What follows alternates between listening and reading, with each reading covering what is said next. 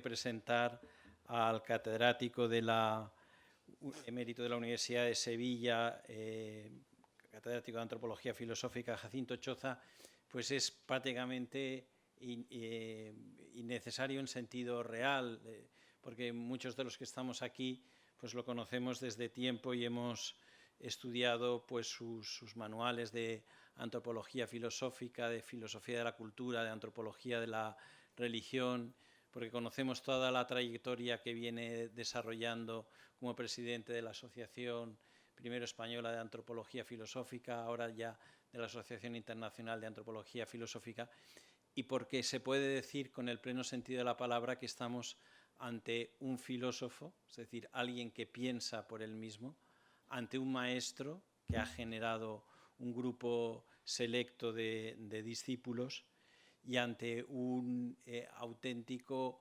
hombre de la comunicación y de la tensión cultural para estar continuamente representándose lo que necesita nuestro tiempo de ser reflexionado, con lo cual pues tenerlo entre nosotros es un lujo, que yo al maestro Jacinto Choza se lo agradezco de todo corazón, y que en esta tarde va a disertarnos sobre cultura, mito y relato audiovisual.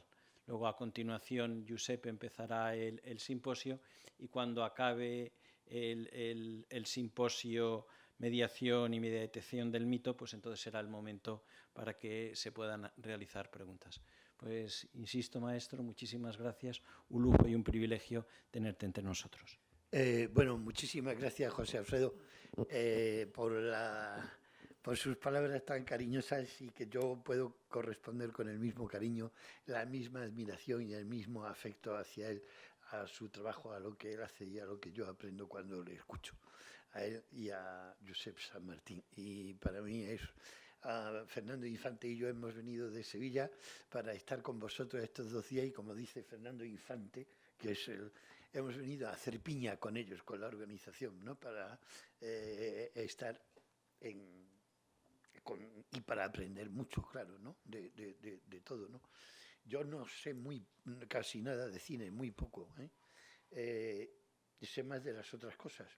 Me ha dado 40 minutos José Alfredo para hablar, entonces yo voy a hablar de cultura, mito y relato cinematográfico. Antes de empezar,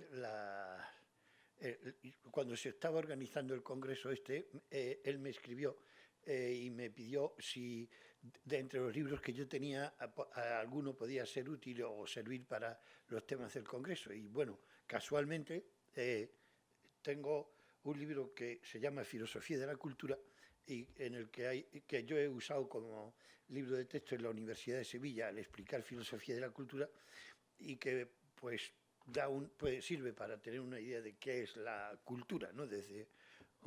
Luego estoy escribiendo una filosofía de la religión en 5 volúmenes, de los cuales el más útil para el tema de qué es el mito es volumen 3, que es la revelación originaria a la religión de la edad de los metales, que es cuando surgen los mitos. Y bueno, pues aquí se habla bastante de los mitos, y quien quiera ampliar pues puede ampliar. Y luego, en tercer lugar, relato cinematográfico he usado yo también para dar en Sevilla, en la Facultad de Comunicación. Escribí este libro que es Filosofía del Arte y la Comunicación, teoría de la interfaz. Aquí no se habla mucho de cine, se habla de una sistemática de las artes, de la totalidad de las artes, desde que se inician en la historia hasta el momento actual, y cómo las artes, el sistema, todas las artes, es el medio de comunicación normal entre los seres humanos. De manera que, pues, voy a hablar de la cultura, el mito y el relato cinematográfico en 40 minutos que me ha dado él, o sea que dispongo hasta las 4:30 como de tiempo para terminar esto.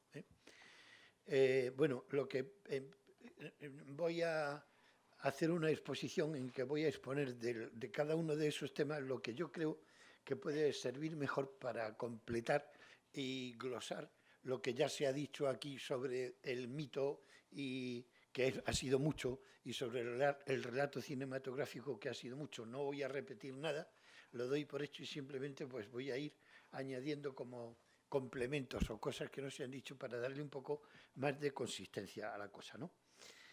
Bueno, en primer lugar, me gustaría empezar diciendo que la palabra mito, el término mito, a lo largo del siglo XX, primero significa cosa falsa, mentira, y todavía en el lenguaje ordinario a veces utilizamos la palabra mito en el sentido, eso es un mito, eso es algo falso, es un invento, es un bulo.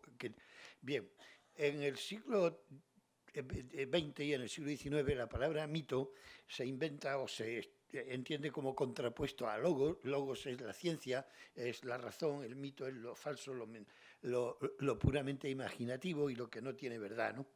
Bien, la rehabilitación del término mito empieza a finales del siglo XX y a comienzos del siglo XXI, cuando hay una rehabilitación del símbolo y del lenguaje imaginativo frente al lenguaje racional, cuando empieza toda la crítica fuerte de la ilustración, de la modernidad, del racionalismo. Entonces hay una rehabilitación del término mito, y entonces mito empieza a significar lo que alguien, no me acuerdo quién de ustedes, ha puesto ahí, que pone como definición de mito en el diccionario de la Real Academia de la Lengua Española, que es un relato imaginativo o mágico o de cosas misteriosas y tal. O sea, vamos a ver, la palabra mito en el siglo XXI se puede usar como digamos, en términos positivos, con un valor positivo, con el significado de una palabra que fue proscrita y que desapareció completamente del lenguaje ordinario en el siglo XX, que fue la palabra creencia o incluso fe. Entonces, sobre eso me gustaría aclarar algo. Nosotros todos tenemos, o no tenemos conciencia, pero si no, a lo mejor muchos de vosotros sí sabéis, pero otros a lo mejor no, y por eso aclaro que es lo que Karl Mannheim, un sociólogo, lo llamó la interpretación pública de la realidad. La interpretación pública de la realidad es el sentido común que todos compartimos. Y el sentido común que todos compartimos quiere decir términos y significados a los que todos podemos referirnos, dando por supuesto que todos los demás lo aceptan y lo entienden así. Entonces, en el siglo XX la interpretación pública de la realidad se hace en clave científica y además en clave cientificista, y por lo tanto en la interpretación pública de la realidad, el que habla ante el público sabe que no puede hablar de la palabra fe o creencia o tal, porque no pertenece al sentido común. Todo esto son procesos inconscientes, ¿no? También se puede interpretar en clave moral, y uno le puede decir a otro, hay que ser valiente para confesar la fe y tal, ¿no? Yo creo que no tiene mucho sentido interpretarlo en sentido moral de valentía o psicológico de virtud y tal, porque sobre todo el primer sentido que eso tiene es semántico, sociosemántico, vamos, ¿no? De qué es la interpretación pública de la realidad y cuáles son los valores. También otra cosa que creo y que ahora, de la cual ahora no voy a hablar, a mí me parece que el ateísmo, cuando se dice yo creo o no creo, no es una cosa que tiene que ver con la libertad personal o con la psicología personal o con las creencias personales, sino que tiene que ver con los lenguajes, digamos, con la interpretación pública de la realidad y con lo que el sentido común entiende como lenguaje, ¿vale? Bueno, dentro de ese contexto hay otra. La clave de la interpretación pública de la realidad en el siglo XX era la ciencia, pero en el siglo XXI no. La ciencia sigue siendo una de las claves para la interpretación pública de la realidad, pero la hegemonía soberana y absoluta de la ciencia se rompe y la clave de la interpretación pública de la realidad es compartida por la ciencia, a la vez que por la estética, por la tradición, la historia y, por así decirlo, lo que impera en el siglo XXI en el campo filosófico, y la corriente filosófica que más ha sustituido a todas las demás es la hermenéutica, que es justo la interpretación del significado, y los significados en principio todos son dignos de respeto, hay que entenderlos y no es como en el siglo XX que un significado que no sea científico no tiene validez, no es aceptable y no puede ser aceptado. En el siglo XX la expresión eso no tiene evidencia científica o no hay ninguna prueba científica, era la descalificación o la excomunión del ámbito del sentido común de algo. Actualmente no, actualmente yo ya empecé a tener profesores en la Complutense en el año 60, Raba de Romeo, que decía, bueno, pues si es que usted entiende, si usted dice que la filosofía es eso, entonces es que no es ciencia. Y Raba de decía, no, no es ciencia, pero no me importa. O sea, no tengo ningún...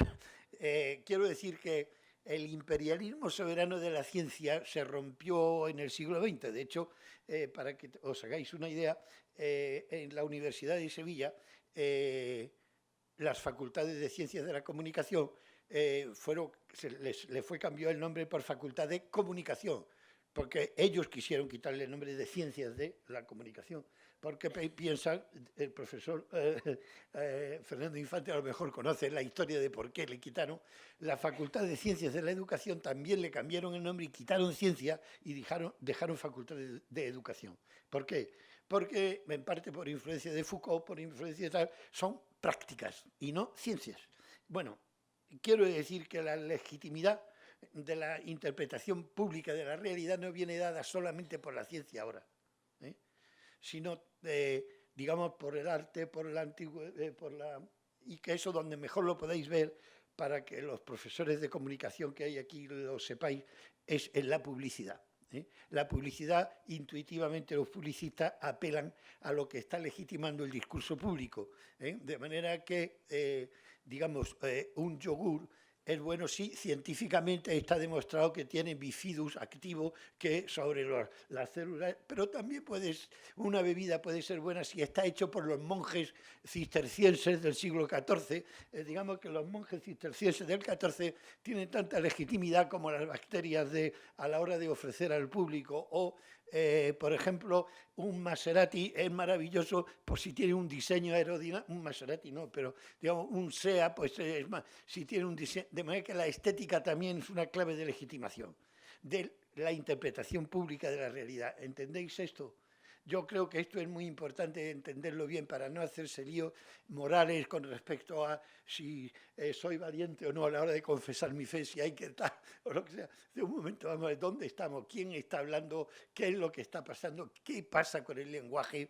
Los filósofos sabéis y habéis oído muchas veces la expresión los límites del lenguaje son los límites del mundo. Que es una frase de Wittgenstein en la cual aquello de lo que no se puede hablar no existe en el mundo y no está, ¿no? Bien, en el lenguaje científico no existen y no están las palabras alma, vida e intimidad. La ciencia, como muy bien sabe Josep San Martín Spurger, no dispone de términos para hablar y decir conciencia. No dispone ni la biología ni la psicología o intimidad, alma, pues no son términos que se puedan decir en términos. La ciencia no dispone de términos para hablar de eso, y el arte sí, y el lenguaje ordinario también. Entonces, ¿cómo se legitima el discurso público? Bien, dentro de los cambios que además son acelerados de la legitimación del discurso público, es cuando el término mito empieza a tener en el siglo XX, en el siglo XXI un sentido positivo. Como antes no se podía hablar de creencia, también porque creencia significaba otra cosa distinta de lo que significa ahora. En el siglo XX creencia significa suscribir la adhesión a unos grupos institucionales que tienen mucho poder político y mucho poder social y tal. Ahora creencia no significa eso, porque aunque haya adhesión a grupos institucionales, esos grupos institucionales no tienen tanto poder político, o no tienen ninguno, o por lo menos en España. Todo eso tiene que ver con el cambio de significado de palabras como creencia, mito, ¿entendéis un poco? Y entonces por eso la palabra mito tiene tantos cambios de significaciones, ¿vale? Bien. La palabra relato cinematográfico no tiene más que un significado y no hay problema, y no hay que hacer ninguna aclaración, ¿vale? Y la palabra cultura tiene dos significados básicamente, que es cultura, tal y como la entienden los antropólogos y que se dedican a estudiar, como ellos dicen, la ciencia de la cultura, que es la cultura es conjunto de procedimientos mediante los cuales la especie humana sobrevive y todo lo suscitado por esos procedimientos. Eso es la cultura. Y ese es el significado que tiene para la palabra cultura para los que se dedican a la antropología, a estudiar la cultura desde el punto de vista científico y antropológico. En otro sentido, cultura tiene el sentido que tenía la palabra alta cultura en alemán, que en España no se usa alta cultura, sino solo cultura como una persona culta, un hombre culto, un hombre que le gusta la música clásica, la conoce, va a la ópera, conoce o ha leído literatura, un hombre que no es del campo, un hombre del campo es inculto y un hombre de la ciudad pues es un hombre culto, ¿no? O sea que cultura en nuestra lengua unas veces significa lo que estudian los antropólogos, medios de supervivencia, y otras veces significa alta cultura. Nada más que esos dos, ¿vale? Y en cambio mito significa un montón de cosas, o sea, las teorías sobre los mitos y el uso ordinario del término mito ha sufrido muchas modificaciones en el siglo XX y en el siglo XXI todavía, y ahora designa, como he oído que se está usando aquí, unas creencias en lo trascendente legítimas. O un término con el cual se pueden designar unas creencias legítimas en lo trascendente, en esos términos generales. Y creo que así es como está siendo usado aquí, ¿vale? Bien, entonces, bueno, he consumido 15 minutos en explicar los términos y ahora voy a explicar qué es cultura y qué es mito y qué es relato cinematográfico. He dicho que la cultura es el procedimiento de supervivencia de la especie humana y lo que ella suscita. Entonces, mito, habéis dicho, dice, es un relato sobre cosas misteriosas sobre el origen. Entonces, quiero decir que, vamos a ver, el relato oral o incluso un relato gráfico empieza a existir desde aproximadamente el milenio 15 antes de Cristo. Y la especie humana, como alguien ha dicho aquí, aunque y efectivamente está muy discutido, si empieza hace 150.000 años o hace 200.000 años o los que sea, desde ese momento hay cultura, ¿vale? Y desde ese momento hay una explicación del origen del mundo, de lo que es la vida y de las etapas y de cómo el hombre tiene que entender y puede entender lo que son las fases de nacer, crecer, reproducirse y morir. Y todo eso se hace sin lenguaje. Todo eso se hace con mímica, que ahora os voy a mostrar cómo se hace, cómo se cuenta la historia de la humanidad sin lenguaje, también para que os hagáis una idea de que no hay lenguaje antes del milenio 15 antes de Cristo ni relato, porque no hace falta el lenguaje. El lenguaje hace falta, digamos, cuando hay que transmitir una información que es compleja, pero digamos, cuando la información y lo que hay que saber es lo que se requiere para la vida doméstica, no hace falta lenguaje y no hay lenguaje. De hecho, ni oral ni gráfico. De hecho, nosotros, pero ni en el Paleolítico ni ahora. O sea, nosotros en nuestra vida doméstica no utilizamos, la vida doméstica no requiere, no usa y no necesita un lenguaje ni verbal ni escrito para enseñar. O si no, que levante la mano de los aquí presentes el que haya aprendido a planchar una camisa o a freír un huevo con un libro de instrucciones o por unas instrucciones verbales de alguien.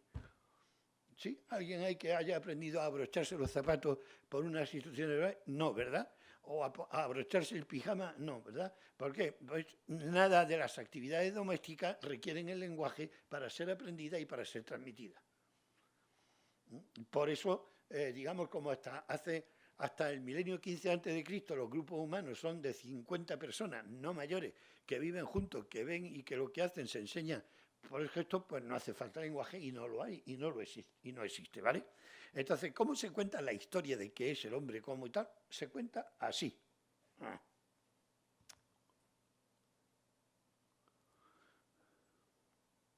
Radicalmente diferente de las etnias vecinas que no existe en ninguna otra región del continente africano. Desde siempre la música y el baile han estado estrechamente vinculados a los acontecimientos socioculturales de la comunidad Aka. Forman parte integrante de los ritos, en especial con motivo de las ceremonias que acompañan la inauguración de nuevos campamentos, las grandes cazas, las reuniones de varios campamentos o los funerales. Esta forma de expresión única es un tipo muy complejo de polifonía contrapúntica a 4 voces. Al contrario de los sistemas polifónicos que son representados mediante notas, la tradición vocal de los pigmeos sacas permite la expresión espontánea y la improvisación. La comunidad ha elaborado formas musicales muy complejas. Cada cantante puede, durante la ejecución de una canción, modificar su voz para producir una multitud de variaciones, lo que produce la impresión de que la música está en continua evolución. Los cantos suelen estar acompañados por diversos instrumentos de percusión y de cuerdas específicos para cada circunstancia. Entre los instrumentos de fabricación artesanal más empleados figura un tipo de tam-tam local, en ceco, una especie de arpa llamada jedale bagongo y un arco de una sola cuerda, mbela. Mediante los cantos se transmiten los conocimientos considerados esenciales para la cohesión del grupo y la preservación de los valores de la comunidad. Conocimientos esenciales para la cohesión del grupo y preservación de los valores de la Los comunidad. bailes se acompasan batiendo palmas. Según el ritual, ciertos bailes son ejecutados por hombres, otros por parejas mixtas y en algunos casos en solitario. La salida a escena de los participantes empieza con las grandes damas, como se llamó a las mujeres al principio, encargadas de la supervivencia comunitaria. Las mujeres encargadas de la Poco a supervivencia poco, son las el mujeres comienzo. irán haciendo sitio a los hombres, que ocuparán la primera fila por orden jerárquico y de excelencia entre los maestros bailarines iniciados. Habéis oído hablar de matriarcados. Los cantos y bailes se efectúan entre instrumentistas que evolucionan en medio de la escena. Las fuentes de inspiración coreográfica son Coreografía. principalmente escenas de la caza. Escenas de caza, Por enseñan ejemplo, cómo se los caza. pasos ejecutados imitan la progresión del grupo de caza en la selva o el comportamiento de la fauna. Los bailarines más talentosos se destacan del grupo para ejecutar pasos específicos.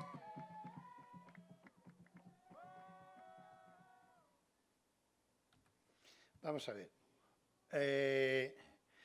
El primer relato que hay de todos los relatos, que es la comprensión del mundo, qué es, quiénes somos, de dónde venimos, es una acción práctica, mímica, que es exactamente la danza. Y esto que habéis visto es un relato. Os habéis dado cuenta que es un relato, ¿no? Y que la danza es relato. Vamos a ver, cualquier acción que uno lleve a cabo que sea eficaz, si uno la hace por segunda vez de una forma que sea no eficaz, ya es un relato, una performance. Si tú enciendes un cigarro para fumártelo, pues no es un relato, es una práctica. Pero si tú te lo enciendes, pero no lo fumas, sino tal, entonces le estás enseñando a alguien que es como es y tal, y entonces eso es un relato. Digamos, el primer relato es la acción práctica, que es la danza. Bien, a eso se le llama rito. Rito es freír un huevo, planchar una camisa, ponerse el pijama, abrocharse los zapatos, y es el sistema de los cuales, mediante los cuales vivimos. Y además eso se conserva como mediante herramientas objetivas, que es una sartén o una plancha, o de forma que el que viene después no tiene que volver a empezar otra vez como el animal, sino que sobre esa plancha y esa sartén llega otra y se hace y se vuelve, y el rito recoge y perfecciona las herramientas con las cuales el rito se utiliza. Bueno, así está la humanidad 200.000 años. Un rito no es un mito, es un relato, pero es un relato danzado y es un relato mímico, y se suele distinguir entre rito y mito. ¿Qué es un mito? Un mito es, los antropólogos lo estudian así, la versión narrativa, verbal, gráfica u oral de un rito. Ejemplo. Esto.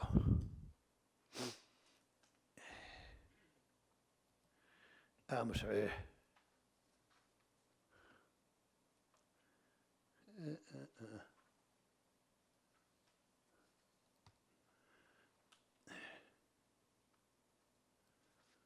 Es que no sé qué pasa. Algo he hecho mal. Bueno, esto, ¿veis lo que hay aquí?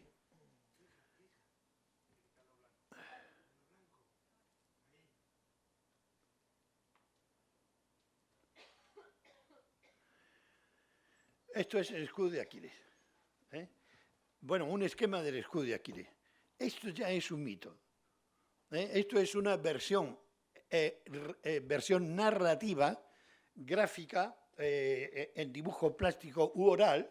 La versión oral de esto es la Ilíada, es lo que escribe Homero en unas palabras. Y entonces, antes que Homero, hay otros tíos que lo hacen de esta manera. Entonces, ¿qué es lo que hace? Pues, esto es una versión de lo que habéis visto antes, que es de los pigmeos Aka de África Central, ¿no? ¿Qué es? Si veis qué es lo que hay en el centro, están las mujeres, primero en las mujeres que hay. Aquí, ¿qué es lo primero?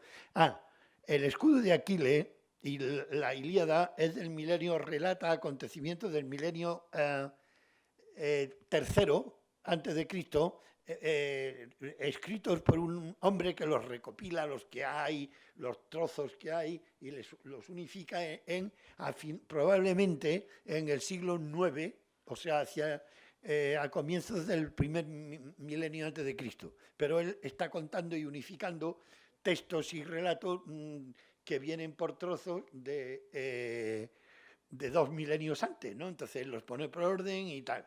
¿Y entonces qué cuentan? Cuentan lo que hacen las grandes mujeres, lo que pasa es que te lo están contando ahora de vía oral. ¿Por qué? Porque se ha inventado el lenguaje. Y además, ¿y por qué se ha inventado el lenguaje? Se ha inventado el lenguaje porque hace falta, viven los grupos, han formado asentamientos urbanos de más de 10.000 personas o de 15.000 o 20.000, y entonces el trabajo no lo hacen y la supervivencia no depende de lo que hagan los 50 allí viendo todo y haciendo todo lo mismo, sino que unos se van a unos sitios, tú vete y traes unas piedras, tú las pones aquí, tú las pones de esta manera, y entonces hay que dar instrucciones y entonces se inventa el lenguaje. Y además se inventa el lenguaje muy complicado, porque hay que decirle, tú vienes y traes la piedra y entonces pones la piedra en este lado y la pones de esta manera. Y hay que saber decir a la piedra, de la piedra, con la piedra, para la piedra o desde la piedra. O sea, nominativo, genitivo, dativo, acusativo, ablativo. Y entonces hay que inventar la palabra piedra y el sustantivo, el verbo, y luego ponerle un montón de preposiciones o postposiciones para precisar bien, dar la orden de que tienes que traer las piedras y ponerlas aquí para hacer esto, ¿no? Bueno, las técnicas lingüísticas que sirven para decirle a unos tíos cómo tienen que traer las piedras son las mismas que hacen falta para contar, para que Homero y otro tío cuente cómo efectivamente primero fue el sol, primero, que es lo que está aquí contado aquí. Primero había el sol, después la luna y luego la tierra y tal. Y luego está la ciudad, que es el grupo de 1000, la ciudad en paz, pone aquí, no sé si lo veis. Y la ciudad en guerra, porque hemos hecho las dos cosas. En el Neolítico hay guerra. Y entonces durante, digamos, el Neolítico puede empezar en el milenio 15 y el Calcolítico en el milenio 5, de manera que hay 10.000 años en que pasan todas estas cosas que las cuentan unos tíos cuando ya han pasado, o sea, 10.000 años después, que es cuando han inventado el lenguaje y en esos 10.000 años han empezado a construir, a inventar el lenguaje, categorías, verbos, sustantivos, y ahora ya son capaces de contarlo. Y te dicen pues que ha habido guerra, paz, y que hay aquí unos que bailan, otros que están guardando ganado, y otros que cantan, qué tipo de ganado hay ovejas, hay caballos, y aquí alrededor el río océano, que es el mar. Y entonces te cuenta lo que es el mundo y lo que es, te cuenta, esto te lo cuenta así el tío que en bronce hace, y Homero y te lo cuenta en un relato. ¿Cómo empezó todo? El comienzo que había la noche, y después de la noche hubo luz, y después hubo sol, y después la tierra. ¿Y cómo lo hubo? Pues el cielo y la tierra se unieron y nació Gea. Y después los hombres y después los animales y después... de manera que cada cultura te lo va contando de una manera. Los hebreos te lo cuentan de una manera, los sumerios te lo cuentan de otra, los egipcios de otra. Y normalmente entre todos se cambian y hay intercambio de relatos, de piedras, de técnicas de construcción, de técnicas de construir con sustantivos, verbo y adjetivo, y todo eso. Y entonces, ¿qué te cuenta? Te cuenta quiénes son, de dónde vienen, cómo empezó todo. Entonces, todo empezó porque, digamos, unos poderes supremos, superiores a nosotros y sagrados lo empezaron. Entonces, esta gente no tiene conceptos. El concepto es una cosa que aparece, se empiezan a aparecer justo cuando Homero empieza a escribir en el año... Empieza a haber conceptos filosóficos en el año 500, 600, en el seno de las religiones mistéricas, sobre todo Pitágoras, Píndaro, Órfico, y ahí empieza a haber, y empieza el intelecto a separarse de la imaginación. Y entonces se descubre el número, empieza a hacerse cálculo, y entonces, ¿qué es un mito? Un mito es la versión verbal, gráfica u oral de un rito. Un rito es el modo en que uno sobrevive y sobre todo, y lo primero que hace es reconocer la vida que tiene y agradecerla. Los ritos fundamentalmente son dos. El rito de caza, por el cual se agradece al cielo que ha dado el animal cazado, y el rito de nacimiento del bebé, por el cual se agradece al cielo que ha nacido el bebé. ¿A qué parte del cielo que ha nacido el bebé se le agradece a la luna?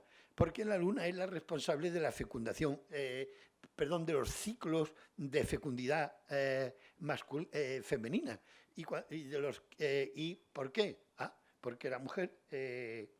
y los primeros calendarios que se hacen y que hay aquí, no lo voy a enseñar porque me quedan 10 minutos, nada más para hablar, son las Venus paleolíticas que conocéis, que son, digamos, mujeres con los atributos de la maternidad y la sexualidad muy acentuados. Normalmente tienen en algunas partes del cuerpo unas estrías que son 10 estrías. 10 estrías corresponden a los meses que dura un embarazo humano contado en meses lunares de 28 días. 28 por día es 280, que es el tiempo de un parto humano, ¿vale? Entonces, los primeros calendarios que hay son estas diosas que tienen esa estría, y a quien se le pide y tal es la luna, a la luna. ¿Por qué? Porque, digamos, la luna es la que genera y le da fuerza y la vida a la mujer, y al que nace la da la luna. Por eso la palabra se dice en griego y en muchos otros idiomas, con el mismo término se dice luna, menstruación y mes. En griego en concreto, menas.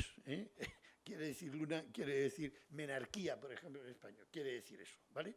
Y entonces es un poder que viene del cielo, un poder sagrado. Lo mismo pasa con el animal que se caza. El animal que se caza es enviado del cielo. ¿Por qué?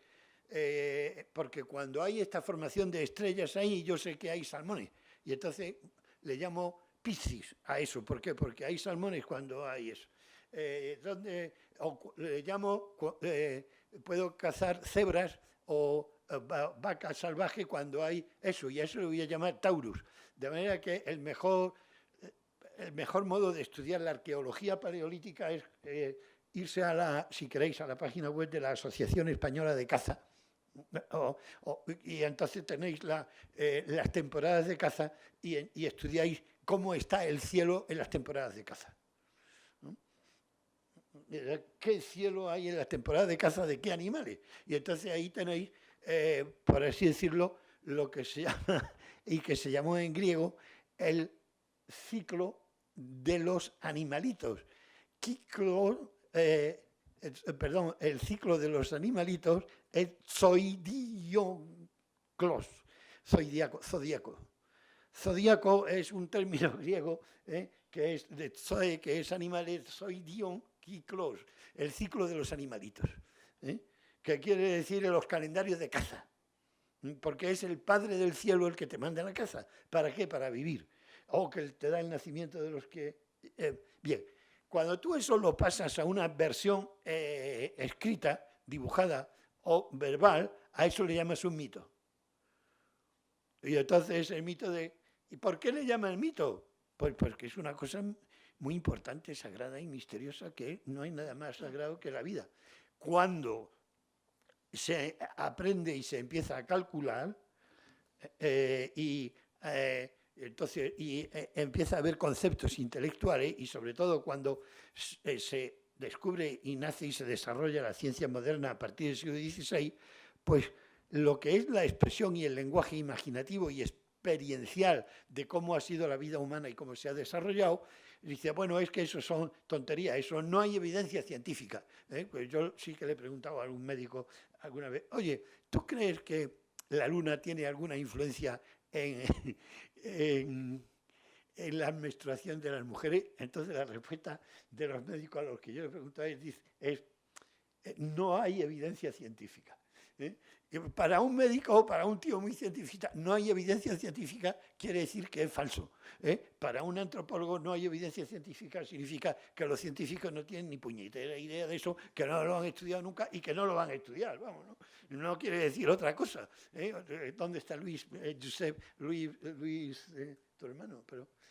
Un antropólogo sabe eso, que cuando un científico dice no hay evidencia científica, dice, pues este tío no tiene ni puñetera idea, no vas a preguntarle a un científico, bueno, yo que sé si hay relación entre la luna y la menstruación de la mujer, ¿no?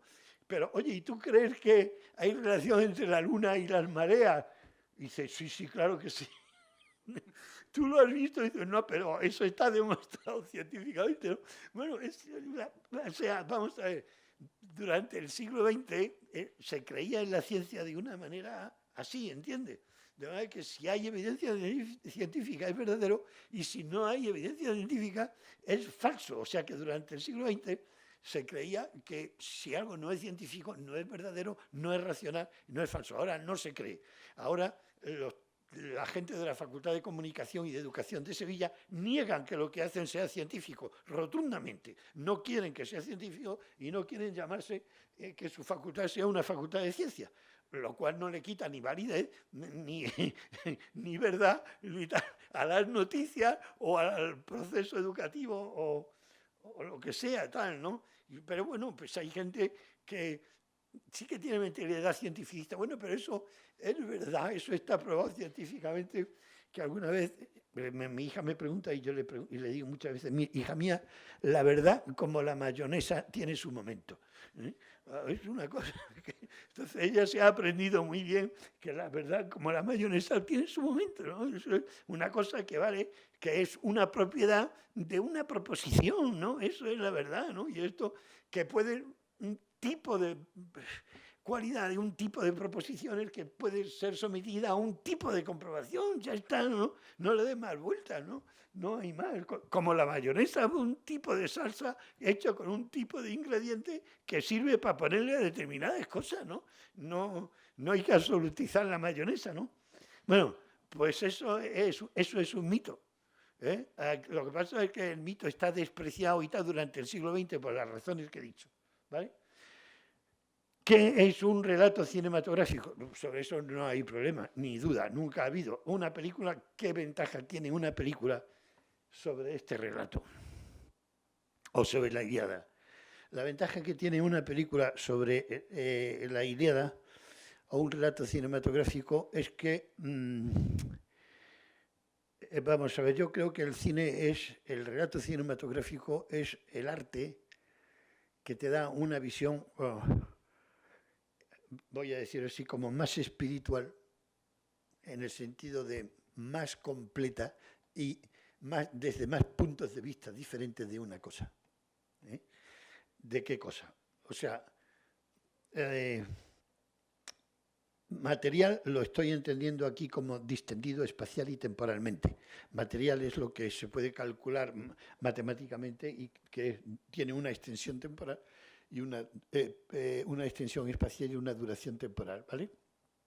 La ciencia, sobre todo la física, fundamentalmente, que era el modelo y el patrón de ciencia de la modernidad. Un día me gustaría hablar bien de la ciencia y puedo hacerlo de mi admiración a la ciencia, pero ahora la ciencia no necesita que yo la defienda, ni que nadie la defienda, pero porque todavía estamos bajo los efectos de los excesos de la ciencia, pero vamos, la ciencia tiene mucho valor, también, desde luego, ¿no? Pero digamos que la visión científica es una visión muy parcial, y el relato cinematográfico es la visión que tú tienes a la vez de algo de cerca y de lejos. Solamente el cine te permite ver una escena muy lejana y a la vez la cara del tío y verle la lágrima mientras va cabalgando y ver el paisaje por el que va cabalgando. Puedes ver lo que ha pasado ahora y enseguida al mismo tiempo lo que le ha pasado cuando era pequeño. O sea, la forma, digamos que el arte, además, le puedes poner las cualidades afectivas que quieras con la música. O sea, el relato, el cine, no y además casualmente es el arte del siglo XX, ¿no? El arte del siglo XX quiere decir, es el arte que reúne la totalidad de las artes y tú las puedes suministrar a la totalidad de las personas que viven en el siglo XX, sumando la totalidad de puntos de vista que en el siglo XX se maneja. Entonces, por eso el cine engancha tanto, coge tanto, tiene sus limitaciones, por ahora, quiero decir. Yo no he visto, a pesar de que he visto películas de científicos, una película que explique bien la física cuántica, ni tampoco la mecánica clásica. Y eso es importante. Ni siquiera los postulados de Euclides, que a mí me gusta mucho estudiarlo y me gusta mucho darle vueltas. A mí me gusta mucho la filosofía de la matemática. El cine no es bueno para eso. Y por eso la ciencia es insustituible, ¿no? Pero, digamos, el relato, el arte, como dice Dilthey, es la expresión de la vida. Y la vida más completa, más profunda, más que el hombre puede vivir en el siglo XX se la proporciona la visión de eso, el arte que, digamos, más profundo, más completo y tal, de que dispone el hombre en el siglo XX, que es el relato cinematográfico, ¿no? Y yo con esto he cumplido mis 40 minutos y ya con esto termino. Muchas gracias.